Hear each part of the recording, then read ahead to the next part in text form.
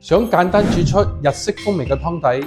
用呢個李錦記嘅日式豬骨濃湯就啱啦。今日教大家煮日式泡菜拿拉麵，裏邊嘅材料有豬骨、洋葱、大蒜、香料嚟調味，濃縮成一支煲湯精華，唔需要用太多嘅時間嚟準備，都能夠煮出美味濃郁嘅日式煲湯。好，首先我哋準備一煲清水啦，然之後我哋用呢個李錦記嘅日式濃湯，然之後1匙羹嘅蠔油，一碟韓式嘅泡菜，跟住我哋加翻多少嘅菇啦，然之後我哋冚翻個蓋，好，大概2至3分鐘，當個湯滾開過後咧，我哋就可以放翻呢一個日式嘅拉麵，再冚翻個蓋煮3分鐘。好，大概3分鐘咗過後咧，我哋就可以放翻一個急凍嘅拿拉啦。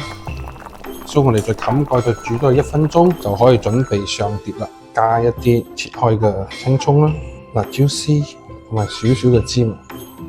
日式泡菜拿拉麵。